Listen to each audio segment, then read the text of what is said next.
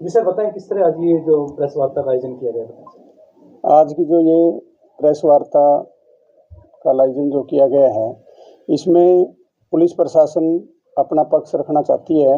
जो दलजीत है सिसाई का, ये एक हार्डकोर क्रिमिनल है। इसके खिलाफ करीब 60 के आसपास केसेस दर्ज हैं और ये पुलिस का हिस्ट्री शीटर भी है। तो अभी पीछे सोशल मीडिया पे इसकी जो वाइफ है अनीता, उसका सोशल मीडिया पे जो अकाउंट है उसके माध्यम से पोस्टें वगैरह और काफ़ी डाली जा रही थी। और एक रोहतास नाम का जो व्यक्ति है, जींद डिस्ट्रिक्ट का रहने वाला, वो इसका संचालन कर रहा था।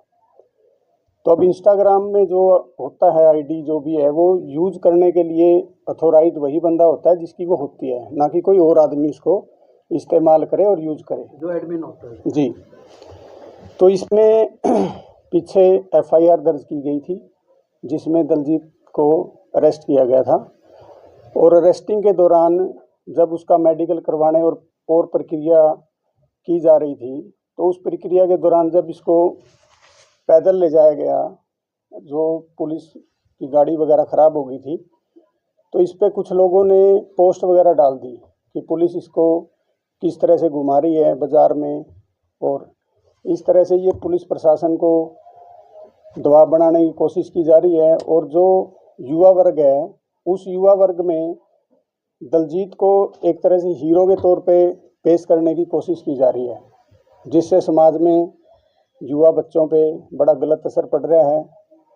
और जो हमारे डीजीपी सर हैं और जो पुलिस अधीक्षक महोदय सर हैं, इनके डायरेक्शन से, आदेशों से, और जो सरकार की पॉलिसी है जीरो टॉलरेंस की क्राइम के ऊपर, उसको अच्छी तरह से क्राइम कंट्रोल करने के लिए पुलिस हर तरह से मुस्तैद है और कार्य कर रही है ज़ोर शोर से। अभियान चला के जितने भी बदमाश किस्म के लोग हैं और गिरोह और अपराध की उसमें शामिल हैं, उनको किसी भी सूरत में बख्शने की उसमें नहीं है। तो जो अनीता है इसकी वाइफ दलजीत की, ये सोशल मीडिया के माध्यम से कह रही है कि भाई मेरा जो हस्बैंड है उसके पीछे ही पुलिस प्रशासन लगा हुआ है, ऐसा क्यों है।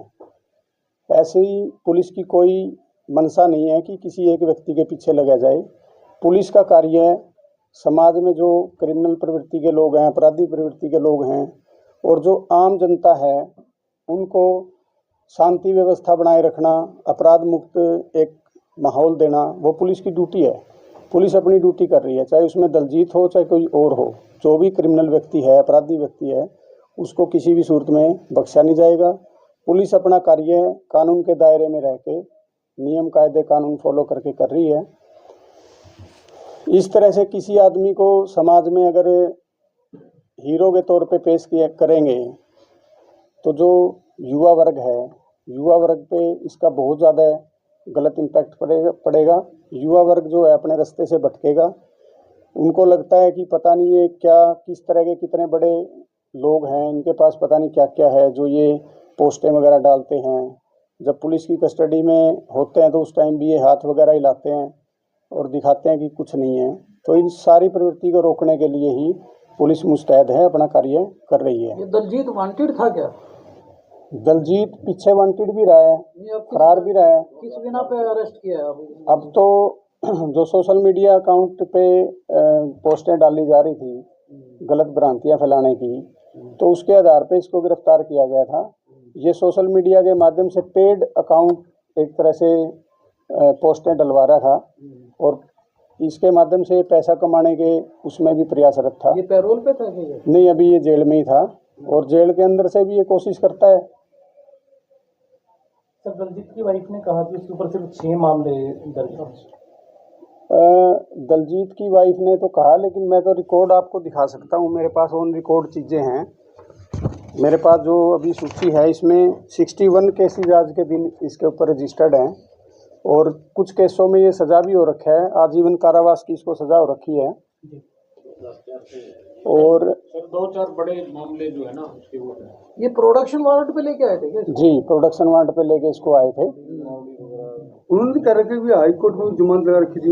नहीं, वो कोर्ट की प्रक्रिया है जिसमें ये सज़ा हो रखा है जिस केस में, तो उसमें हाई कोर्ट में तो जा ही सकता है अपनी उसके लिए। कनेक्टेड है वैसे। जी, ये प्रदीप जमावड़ी जो बदमाश यहाँ होता था, आप लोगों सब जानते ही हो, ये उसके गैंग का मेंबर रहा है। प्रदीप जमावड़ी का पीछे जो है गैंग वार में मर्डर हो गया था, तो ये भी एक्टिव क्रिमिनल है और 2004 से ये इस अपराध की उसमें लगा हुआ है। कंटिन्यू इसके खिलाफ केसेस हैं, यहाँ अपने एरिया में भी है, बाहर अदर डिस्ट्रिक्ट्स में भी इसके खिलाफ केसेस दर्ज हैं।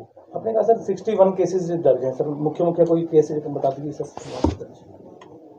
इसके ऊपर जैसे डकैती के, लूट डकैती के, मर्डर के और अपहरण के, अवैध हथियार रखने के, प्रयोग के, ये सारे इस तरह की प्रवृत्ति के केसेस इसके खिलाफ रजिस्टर्ड है। इसको प्रोडक्शन वारंट पे इंटरोगेशन के लिए किस लिए लाया गया था ये?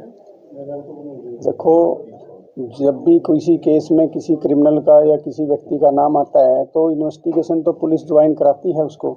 इन्वेस्टिगेशन ज्वाइन करने के बाद ही क्लियर हो पाती है सारी चीज़ें, तो इन्वेस्टिगेशन ज्वाइन कराने के लिए इसको प्रोडक्शन वारंट पे लाया गया था। क्या ये बिहाइंड द बार कोई एक्टिविटी कर रहा था कि कारागार में? नहीं, ये जो सोशल मीडिया अकाउंट पे कमेंट्स, ये पोस्ट डाली जा रही थी, ये इसके डायरेक्शन पे ही डाली जा रही थी और ये पेड करवा रहे थे सारी चीज़ें, मिसगाइड करने के लिए लोगों को, नए युवाओं को जोड़ने के लिए, ताकि अपना गैंग क्रिएट रख सके और आगे भी इस तरह की वारदातों को अंजाम दे सके। आँखों के पीछे से भी एक्टिविटी कर रहा था कि नहीं, सोशल मीडिया अकाउंट तो ऐसा है, अभी आप किसी व्यक्ति जब दूसरे व्यक्ति से चलवा रहा था, अपनी वाइफ के नाम का अकाउंट है, चलवा किसी और व्यक्ति उसको ऑपरेट कर रहा है, तो मनसा तो स्पष्ट है, वही एक्टिव। बिल्कुल।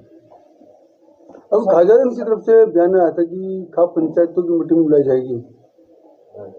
नहीं, ऐसी कोई बात हमारे संज्ञान में तो अभी नहीं है, और ये कोई खाप पंचायत का इसमें क्या मसला है? ये तो एक व्यक्ति विशेष की बात है, इसमें तो कोई जाति या खाप पंचायत या और ऐसी तो कोई बात नहीं है। सर, ये जो अकाउंट की जो बात चल रही है, अकाउंट को आप बंद करोगे और कैसे होगा?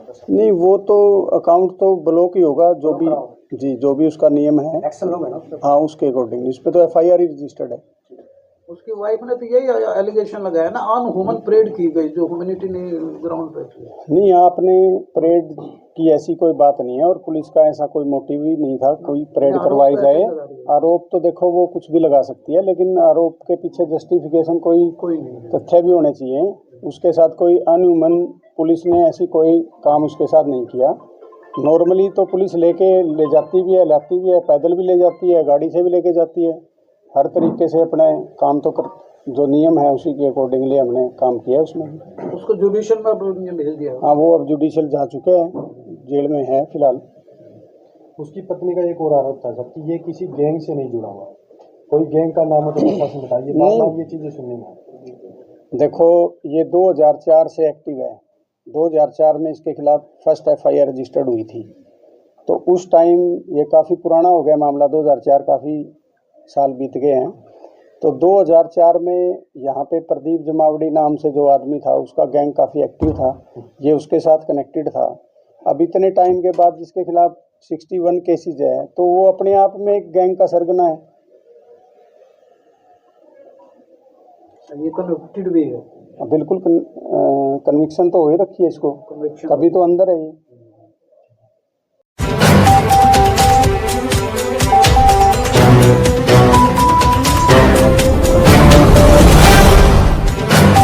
नमस्कार जी, प्रणाम। 28 नवंबर 2025 को स्वर्गीय वरिष्ठ पत्रकार श्री नरेंद्र भारद्वाज जी की चौथी पुण्यतिथि पर मैं विष्णु शर्मा और मेरे बड़े भाई सुरजीत गुज्जर आपसे आग्रह कर रहे हैं कि SD महिला महाविद्यालय हांसी के अंदर महान रक्तदान शिविर और साथ में मेडिकल जांच कैंप, फिजियोथेरेपी, जिस किसी को भी कोई छोटी मोटी समस्या है तो वहाँ पर ज़्यादा से ज़्यादा संख्या में पहुँचें। और विशेषकर युवा साथियों से मैं हाथ जोड़कर आग्रह करता हूँ कि बढ़ चढ़कर रक्तदान शिविर में अपनी स्वेच्छा से रक्तदान शिविर का हिस्सा बने और रक्तदान महादान कहा जाता है। धन्यवाद। 28 नवंबर को ST कॉलेज, महिला कॉलेज में हांसी में रक्तदान शिविर आयोजित होगा स्वर्गीय नरेंद्र भारद्वाज की पुण्यतिथि के अवसर पर। उसमें आप सब लोगों से निवेदन है कि आप सब लोग उसमें बढ़ चढ़कर अपना योगदान दें। धन्यवाद।